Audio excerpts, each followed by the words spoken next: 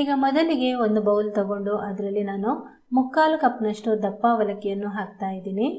ಇದಕ್ಕೆ ನೀರು ಹಾಕಿ 1 ರಿಂದ 2 ಸರ್ತಿ ಚೆನ್ನಾಗಿ ಇದನ್ನು ತೊಳಿಬೇಕು.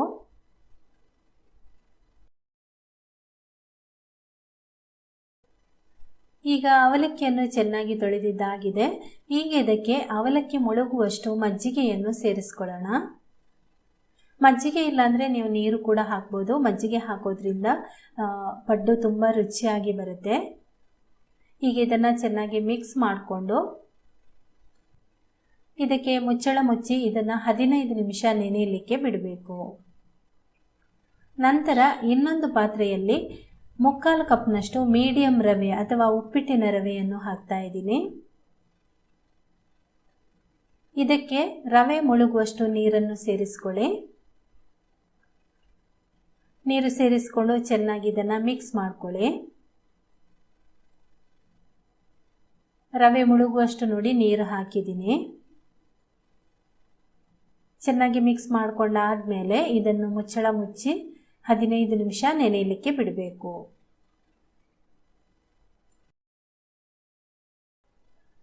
ಅವಲಕ್ಕಿಯನ್ನು ನೆನೆಯಲಿಕ್ಕಿಟ್ಟು ಸುಮಾರು 15 ನಿಮಿಷ ಆಗಿದೆ. ಇದಕ್ಕೆ ಹಾಕಿದ ಮಜ್ಜಿಗೆಯನ್ನೆಲ್ಲ ಹೀರ್ಕೊಂಡು ಅವಲಕ್ಕಿ ನೋಡಿ ಸಾಫ್ಟ್ ಆಗಿದೆ.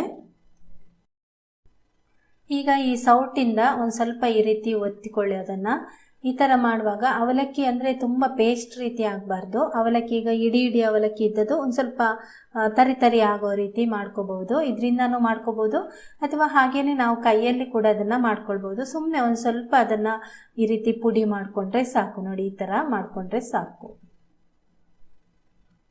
ಅವಲಕ್ಕಿಯನ್ನು ಮಿಕ್ಸಿಯಲ್ಲಿ ಹಾಕಿ ಪುಡಿ ಮಾಡಬೇಡಿ. ಈ ರೀತಿ ತರಿ ಆಗಿದ್ರೆ ತುಂಬ ಚೆನ್ನಾಗಿ ಬರುತ್ತೆ ಪಡ್ಡು.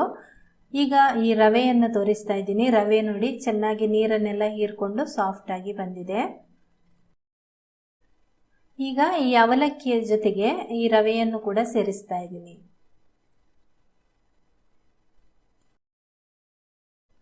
ಈಗ ಇದಕ್ಕೆ ಸ್ವಲ್ಪ ತರಕಾರಿಗಳನ್ನು ಹಾಕ್ತಾ ಇದ್ದೀನಿ. ನಿಮಗೆ ಇಷ್ಟವಾದ ತರಕಾರಿಗಳನ್ನು ತುರಿದು ಹಾಕ್ಬೋದು. ನಾನಿಲ್ಲಿ 1 ಕ್ಯಾರೆಟ್ ಹಾಕ್ತಾ ಇದ್ದೀನಿ. ಆಮೇಲೆ 2 ಹಸಿಮೆಣಸಿನಕಾಯಿಗಳನ್ನು ಸಣ್ಣಗೆ ಹೆಚ್ಚಿ ಹಾಕ್ತಾ ಇದ್ದೀನಿ. ನಂತರ 1 ಈರುಳ್ಳಿಯನ್ನು ಸಣ್ಣ ಹೆಚ್ಚಿ ಹಾಕ್ತಾ ಇದ್ದೀನಿ. ಆಮೇಲೆ ಸ್ವಲ್ಪ ಕೊತ್ತಂಬರಿ ಸೊಪ್ಪನ್ನು ಸಣ್ಣಗೆ ಹೆಚ್ಚಿ ಹಾಕ್ತಾ ಇದ್ದೀನಿ. ಆನಂತರ 2 ಟೀ ಚಮಚದಷ್ಟು ಅಕ್ಕಿ ಹಿಟ್ಟನ್ನು ಹಾಕ್ತಾ ಇದ್ದೀನಿ. ಅಕ್ಕಿ ಹಿಟ್ಟು ಹಾಕೋದ್ರಿಂದ ಬೈಂಡಿಂಗ್ ತುಂಬ ಚೆನ್ನಾಗಿ ಬರುತ್ತೆ ಮತ್ತು ಗರಿಯಾಗಿ ಕೂಡ ಬರುತ್ತೆ. ಮತ್ತು ರುಚಿಗೆ ತಕ್ಕಷ್ಟು ಉಪ್ಪು ಹಾಕ್ಕೊಳ್ತಾ ಇದ್ದೀನಿ. ಆಮೇಲೆ 1/4 ಟೀ ಚಮಚದಷ್ಟು ಅಜ್ವೈನ್ ಅಥವಾ ಓಂ ಕಾಳು ಹಾಕ್ತಾ ಇದ್ದೀನಿ. ಇದು ಇಲ್ಲ ಅಂದರೆ ನೀವು ಬೇಕಾದರೆ ಜೀರಿಗೆ ಹಾಕೋಬೋದು. ಮಳೆಗಾಲ ಆಗಿರೋದ್ರಿಂದ ನಾನು ಓಂ ಕಾಳು ಹಾಕಿದ್ದೀನಿ. ಆರೋಗ್ಯಕ್ಕೆ ಅದು ತುಂಬಾ ಒಳ್ಳೆಯದು. ಜೀರ್ಣಶಕ್ತಿಗೆ ಕೂಡ ಎಲ್ಲ ಓಂ ಕಾಳು ತುಂಬ ಒಳ್ಳೆಯದು. ನಂತರ ಇದನ್ನು ಚೆನ್ನಾಗಿ ಕೈಯಲ್ಲೇ ಈ ರೀತಿ ಮಿಕ್ಸ್ ಮಾಡ್ಕೊಳ್ಳೋಣ. ನೋಡಿ, ಮಿಕ್ಸ್ ಮಾಡಿದ ಮೇಲೆ ಇಷ್ಟು ಗಟ್ಟಿ ಇದೆ. ಇವಾಗ ಇದಕ್ಕೆ ಸ್ವಲ್ಪ ನೀರು ಅಥವಾ ಮಜ್ಜಿಗೆಯನ್ನು ಸೇರಿಸ್ಕೊಳ್ಬೇಕು. ಸ್ವಲ್ಪ ಹಾಕಬೇಕು. ನನ್ನ ಹತ್ರ ಮಜ್ಜಿಗೆನೇ ಇತ್ತು, ಹಾಗಾಗಿ ಒಂದು 3 ಸ್ಪೂನ್ನಷ್ಟು ಮಜ್ಜಿಗೆ ಹಾಕ್ತಾ ಇದ್ದೀನಿ. ನೀವು ಇದರ ಬದಲಿಗೆ ನೀರು ಕೂಡ ಸೇರಿಸ್ಕೊಳ್ಬೋದು.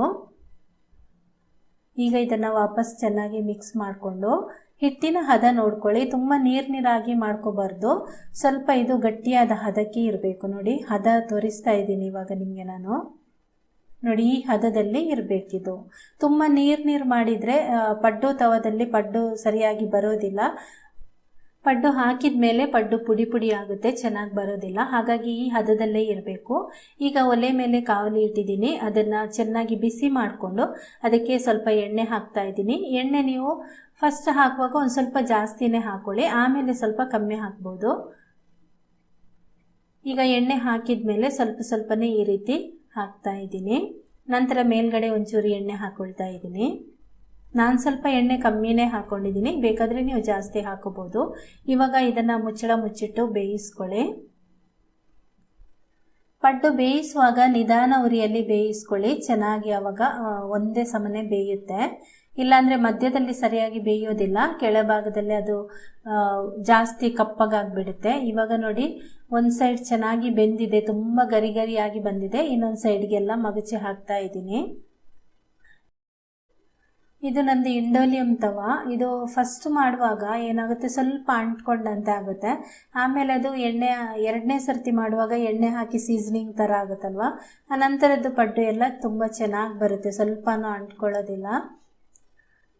ತವಾವನ್ನು ನಾವು ತುಂಬ ದಿನ ಇಟ್ಟು ನಂತರ ಮಾಡಿದಾಗ ಅದರ ಸೀಸನಿಂಗ್ ಹೋಗಿಬಿಡುತ್ತೆ. ನಾವು ಅದನ್ನು ನೀರಿನಲ್ಲೆಲ್ಲ ತೊಳೆದು ಯೂಸ್ ಮಾಡ್ತೀವಲ್ವ, ಹಾಗಾಗಿ ಅದನ್ನು ಹಿಂದಿನ ದಿನ ಸ್ವಲ್ಪ ತೊಳೆದ್ಬಿಟ್ಟು ಆಮೇಲೆ ಎಣ್ಣೆ ಹಾಕಿ ಬಿಸಿ ಮಾಡಿಟ್ರೆ ಮಾರನೇ ದಿನಕ್ಕೆ ಬೇಗನೆ ಆಗಿಬಿಡುತ್ತೆ. ಮಗುಚಿ ಹಾಕಿ ಇನ್ನೊಂದು ಸೈಡ್ ಕೂಡ ಒಂದು ಸ್ವಲ್ಪ ಹೊತ್ತು ಬೇಯಿಸಿದ್ರೆ ಆಯಿತು. ಇನ್ನೊಂದು ಸೈಡ್ ಬೇಯಿಸುವಾಗ ಮುಚ್ಚಳ ಇಡಬೇಡಿ, ಹಾಗೆಯೇ ಬೇಯಿಸ್ಕೊಳ್ಳಿ. ಪಡ್ಡು ನೋಡಿ ಎಷ್ಟು ಕಲರ್ಫುಲ್ ಆಗಿ ಸೂಪರ್ ಆಗಿ ಗರಿ ಗರಿಯಾಗಿ ಬಂದಿದೆ. ಈಗ ಇನ್ನೊಂದು ಸೈಡ್ ಕೂಡ ಬೆಂದಿದೆ, ಪಡ್ಡು ತೆಗಿತಾ ಇದ್ದೀನಿ. ತುಂಬಾ ರುಚಿಯಾಗಿತ್ತು, ಖಂಡಿತ ನೀವು ಕೂಡ ಇದನ್ನು ಟ್ರೈ ಮಾಡಿ. ಇವಾಗ ಪಡ್ಡು ಬೆಂದ ಮೇಲೆ ತೆಗೆದಿದ್ದೀನಿ, ನೋಡಿ ಯಾವ ರೀತಿ ಬಂದಿದೆ ಅಂತ. ತುಂಬ ಅಂದರೆ ತುಂಬ ಟೇಸ್ಟಿ ಆಗಿರುತ್ತೆ. ಮತ್ತು ಇನ್ಸ್ಟೆಂಟಾಗಿ ಕೇವಲ 15 ನಿಮಿಷ ಇದನ್ನು ನೆನೆಸಿಟ್ಟು ಆಮೇಲೆ ಒಂದು ಬೇಯಲಿಕ್ಕೆ ಒಂದು 5 ನಿಮಿಷ ಬೇಗನೆ ಆಗಿಬಿಡುತ್ತೆ. ತುಂಬ ನೀರಾಗಿ ಹಿಟ್ಟನ್ನು ಮಾಡ್ಕೊಳ್ಬೇಡಿ, ಸ್ವಲ್ಪ ಗಟ್ಟಿಯಾಗಿಯೇ ಇರಲಿ. ನೋಡಿ ಗಟ್ಟಿಯಾಗಿ ಇತ್ತು, ಆದ್ರೂ ಎಷ್ಟು ಚೆನ್ನಾಗಿ ಬಂದಿದೆ ಅಂತ ನೋಡ್ಬೋದು. ಯಾವುದೇ ಇದಕ್ಕೆ ಸೋಡಾ ಏನು ಯಾವುದು ಕೂಡ ಹಾಕಲಿಲ್ಲ, ಆದ್ರೂ ಪರ್ಫೆಕ್ಟಾಗಿ ಬಂದಿದೆ. ಓಕೆ ಫ್ರೆಂಡ್ಸ್, ಈ ಒಂದು ರೆಸಿಪಿ ನಿಮಗೆ ಇಷ್ಟ ಆಗಿದ್ರೆ ಒಂದು ಲೈಕ್